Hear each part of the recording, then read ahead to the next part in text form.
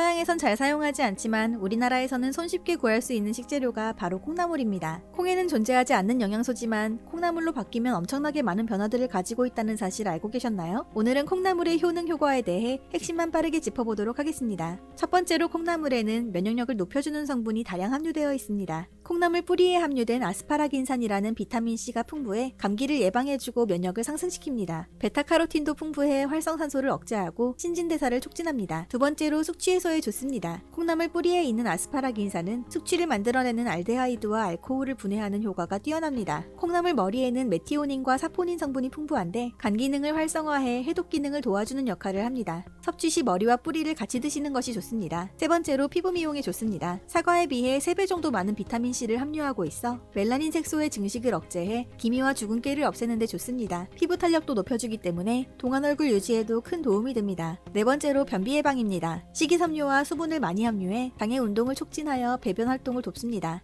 다섯 번째로 빈혈 예방입니다. 철분과 엽산이 풍부해 헤모글로빈 합성을 촉진하여 빈혈 예방에 탁월합니다. 특히 엽산은 임신을 준비하는 분들께 아주 중요한 영양소입니다. 부족할 경우 기형아 출산율이 높아지기 때문에 임신 계획이 있으시다면 엽산을 꼭 챙겨 드시길 바라며 신경계에도 큰 영향을 미치기 때문에 두뇌를 많이 쓰시는 분이나 수험생들에게도 적극 권장드립니다. 여섯 번째로 고혈압과 심혈관 질환의 예방입니다. 칼륨 성분이 풍부해 체내 나트륨 밸런스를 조절해줍니다. 콩나물 머리에 메티오닌과 사포닌 성분이 많아 간 기능이 활성화돼 콜레스테롤 수치 조절에도 좋습니다. 일곱 번째로 뇌기능 활성화입니다. 함유된 레시틴은 지방의 산패와 뇌의 노화를 억제하고 기억력과 인지 능력을 높여주어 두뇌 발달에 좋은 성분입니다. 심장의 열을 낮추고 오장의 기혈을 뚫어 심신 안정에도 도움됩니다. 여덟 번째로 갱년기 여성에게 좋다입니다. 식물성 여성 호르몬인 이소플라본이 풍부해 갱년기 증상 완화에 도움되고 골다공증 예방에도 좋습니다. 마지막으로 다이어트에 좋습니다. 칼로리는 낮으면서 식이섬유는 풍부합니다. 뿐만 아니라 비타민 B1, B2, C가 다양해 신진대사를 촉진해주어 에너지가 많이 소비되도록 유도해줍니다. 콩나물은 감기에 좋은데요. 열이 오르는 것을 낮춰주고 두통을 막아주며 해독작용이 뛰어나다고 알려져 있습니다. 콩나물국에 매운 고춧가루를 넣고 만들게 되면 폐의 기운을 돋아 기력이 생기고 땀을 배출해 열을 낮추고 감기 예방과 치료에 탁월합니다.